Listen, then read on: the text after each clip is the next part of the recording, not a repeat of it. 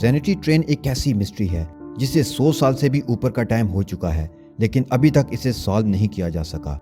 اس train کو اپنے station سے نکلے ہوئے 100 سال سے بھی زیادہ کا ٹائم ہو چکا ہے، لیکن یہ اپنی منزل تک ابھی بھی نہیں پہنچی اور نہ ہی 102 مسافر اپنے گھر واپس لوٹ سکے ہیں۔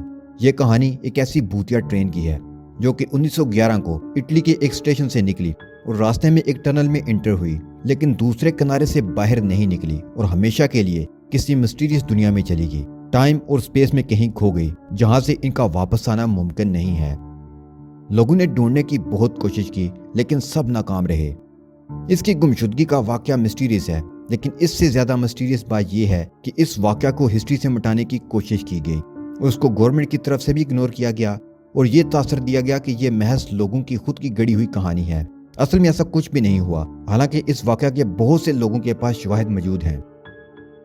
تو چلیں اس کہانی کو شروع سے سنتے ہیں اور دیکھتے ہیں کہ اس ٹرین اور 104 مسافروں کے ساتھ کیا واقعہ پیش آیا۔ 14 جولائی 1911 کو یہ ٹرین اٹلی روم سے اپنے اسٹیشن سے چلی۔ یہ ٹرین زینٹی کمپنی کی تھی۔ یہ پہلا سفر ان کا پروموشنل سفر تھا۔ انہوں نے آفر دی تھی جو بھی اس ٹرین میں سفر کرے گا اسے کھانا پینا مفت ملے گا، اسے ٹکٹ کے پیسے بھی نہیں دینے پڑیں گے۔ تو 106 لوگوں نے اس آفر کو اویل کیا اور وہ اس ٹرین میں بیٹھ گئے۔ اس کے ساتھ اس ٹرین کا عملہ بھی شامل تھا۔ اب سفر کے دوران جب لیمبرٹ کی جگہ آئی، وہاں ایک ٹنل تھا، اسے اس ٹنل کے اندر سے گزرنا تھا۔ اندر داخل ہونے کے بعد وہ ٹرین کبھی بھی اس سرنگ سے واپس نہیں آئی، وہ ہمیشہ کے لیے غائب ہو گئی۔ لیکن پراسرار بات یہاں یہ ہے کہ یہ ٹنل کی بہت لمبی چوڑی نہیں تھی، بلکہ کچھ میٹر کی ہی تھی۔ اس ٹرین کو ادھر داخل ہونا چاہیے تھا اور دوسرے سرے سے جلدی نکل آ جانا چاہیے تھا۔ ٹرین اس کے اندر داخل ہوئی جیسے کہ اندر کوئی ورم ہول ہو اور وہ کسی اور ہی دنیا میں جا رہی ہے۔ ٹرین میں کل 104 لوگ سوار تھے، جس میں ٹرین کا عملہ بھی شامل تھا، لیکن ٹرین میں سے صرف 2 لوگ بچ پائے۔ انہوں نے عین موقع پر ٹرین سے چھلانگ لگا دی اور وہ بچنے میں کامیاب رہے۔ وہ 2 لوگ بچ تو پائے لیکن وہ کوئی بھی انفارمیشن دینے کے قابل نہیں تھے۔ انہیں شدید ذہنی صدمہ پہنچا تھا، وہ سائیکو ہو چکے تھے۔ ان کا کافی عرصے علاج کیا گیا اور علاج کے بعد جب وہ تھوڑے نارمل ہوئے تو انہوں نے اس واقعہ کے بارے میں کچھ فیکٹس بتائے۔ انہیں سب کچھ یاد نہیں تھا، لیکن پھر بھی جو انہیں یاد تھا انہوں نے بتایا۔ وہ بتاتے ہیں کہ جب ٹرین اس سرنگ کے اندر داخل ہونے لگی، سارے مسافروں میں عجیب سی بے چینی چھانے لگی۔ وہ لوگ ڈرنے لگے۔ ہمیں نہیں پتا تھا کہ ہم کیوں ڈر رہے ہیں، لیکن سب کے سب ڈر رہے تھے۔ ایک انجانا سا خوف تھا۔ وہ کہانی بڑھاتے ہوئے آگے بتاتے ہیں، اس کے بعد ٹرین کے اندر چپچپا سا دھواں چھانے لگا۔ وہ دھواں زیادہ ہی ہو رہا تھا، ہمیں کچھ سمجھ نہیں آ رہی تھی کہ یہ کیا ہو رہا ہے۔ اس کے بعد جب ٹرین سرنگ کے اندر داخل ہوئی تو سامنے ہمیں سفید تیز روشنی نظر آئی۔ تو یہ دیکھتے ہی ہم دونوں نے موقع دیکھ کر ٹرین سے چھلانگ لگا دی۔ اس کے بعد ہمیں نہیں پتا کہ ٹرین کے ساتھ کیا ہوا، وہ کہاں چلی گئی۔ یہ دونوں سروائیول ڈپریشن کا شکار ہو چکے تھے اور سائیکالوجیکلی بھی وہ بیمار ہو چکے تھے۔ اس وجہ سے ان کی بات کو زیادہ سیریس نہیں لیا جا رہا تھا۔ ان میں سے ایک آدمی نے اٹیلین نیوز پیپر کو انٹرویو دیا۔ اس انٹرویو میں وہ بتاتا ہے کہ جہاں تک مجھے یاد ہے میں اس ٹرین میں بیٹھا ہوا تھا، اچانک لوگ ڈرنے لگے، خوف کا سما ہو گیا اور ٹرین کے اندر عجیب سی دھند چھانے لگی۔ مجھے نہیں پتا کیوں، لیکن میں نے خوف سے مدد کے لیے پکارا، لیکن وہاں میری مدد کے لیے کوئی نہیں تھا کیونکہ سب پریشان تھے اور سبھی مدد کے لیے پکار رہے تھے۔ مجھے کچھ سمجھ نہیں آیا اور میں نے ٹرین سے چھلانگ لگا دی۔ میں نے دیکھا کہ میرے ساتھ ایک اور مسافر بھی ہے جس نے ٹرین سے چھلانگ لگا دی ہے، بس مجھے اتنا ہی یاد ہے۔ اس کے بعد کیا ہوا یا اس سے پہلے کیا ہوا مجھے کچھ بھی یاد نہیں۔ اب جب یہ واقعہ مشہور ہوا تو گورنمنٹ نے بھی اس کو سیریس لیا اور ایک ٹیم وہاں اس ٹرین کو ڈھونڈنے کے لیے بھیجی۔ انہوں نے سرنگ کے اندر کھدائی بھی کی لیکن وہاں ٹرین نہیں ملی۔ اب گورنمنٹ بھی بالکل بے بس تھی، کسی کو نہیں پتا تھا کہ یہ ٹرین آخر کہاں چلی گئی۔ انہوں نے پورے ملک کے اندر ڈھونڈا لیکن وہ ٹرین نہیں ملی۔ اس واقعہ سے لوگ بہت ڈر گئے۔ اس ساری عرصہ میں لوگوں نے ٹرین کا سفر ترک کر دیا۔ اب لوگ ٹرینوں پر سفر نہیں کرتے تھے۔ اب گورنمنٹ کو کچھ اور سمجھ نہ آیا تو انہوں نے لوگوں کو پرسکون کرنے کے لیے اس ٹنل کو اور اس ریلوے ٹریک کو ہمیشہ کے لیے بند کر دیا۔ اب کوئی بھی ٹرین اس راستہ سے سفر نہیں کرتی تھی۔ اب لوگوں کے اندر مختلف کہانیاں مشہور ہو گئیں۔ کچھ لوگ تو کہنے لگے کہ یہ جنات اور بھوتوں کا کام ہے، انہوں نے اس ٹرین کو مسافروں سمیت غائب کر دیا۔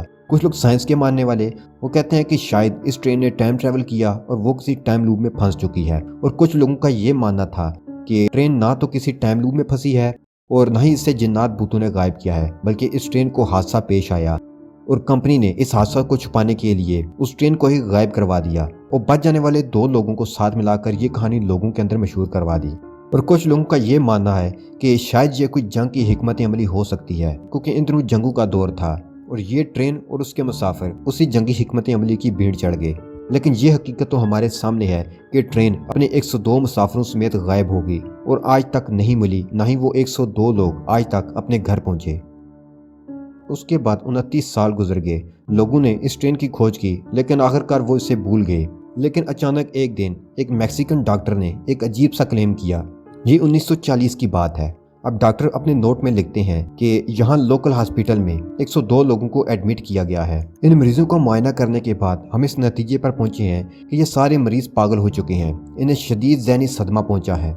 सारे के सारे मरीज एक ही तरह के यकसां पागल हैं और ये अजीब और गरीब काम कर रहे हैं। और जब उनसे बात करने की कोशिश की जाती है तो वो हमारी बात नहीं समझ पाते, क्योंकि वो तो इतालवी थे और मैक्सिको में उस हॉस्पिटल में उनसे स्पेनिश से बात की जा रही थी। वो कहते हैं कि मैंने चेक किया है, इनमें से किसी ने भी जहाज़ पर सफ़र नहीं किया कि वो कहीं से सफ़र करके यहाँ आए हों। और उसके बाद उन्होंने ये भी कहा कि ये सारे मुसाफिर कह रहे हैं कि हम इटली की उसी ज़ेनिटी ट्रेन के मुसाफिर हैं जो कि 29 साल पहले गायब हो चुकी थी। उसके बाद डॉक्टर लिखते हैं कि यहाँ के मकामी लोग ये कह रहे हैं कि ये कोई खुदा का मौजज़ा है। अगर ये हमारी दुनिया के लोग नहीं हैं तो ये किसी और दुनिया के लोग हैं जो मैक्सिको में मौजूदा तौर पर आ गए हैं। लेकिन यहाँ हम देखते हैं कि इटली और मैक्सिको एक दूसरे से बहुत ज़्यादा दूर है। इनके बीच में नॉर्थ अटलांटिक ओशन भी आता है जो कि हज़ारों मील दूर है। अब एक ट्रेन इटली से मैक्सिको समुद्र पर सफ़र करके कैसे पहुंच सकती है, और वो भी 29 साल के बाद। और यहाँ हैरत की बात यह है कि मुसाफिरों की उम्रें भी वही थीं जो उनकी 1911 में थीं। लेकिन उसके बाद मिस्टीरियस तौर पर इस मामले की छानबीन फिर से ख़त्म कर दी गई।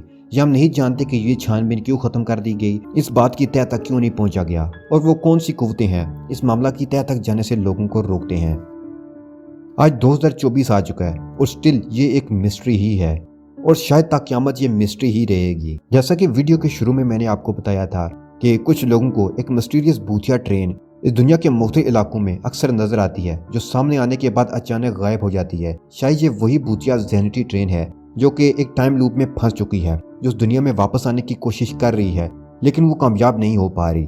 शायद फ्यूचर में वो कभी लैंड करने में कामयाब हो जाए, या पास्ट के किसी ज़माना में, और वो अपनी नॉर्मल ज़िंदगी गुजार कर इस दुनिया से चले जाएं। लेकिन टाइम और स्पेस बहुत ही मिस्टीरियस चीज़ है जिसे अभी तक साइंटिस्ट पूरी तरह से समझ नहीं सके। इसी वजह से दुनिया में बहुत सी मिस्ट्रीज हमारे सामने आती हैं, और वो हमेशा के लिए हमारे लिए मिस्ट्री ही रहती हैं, जैसा कि ये ज़ेनिटी ट्रेन।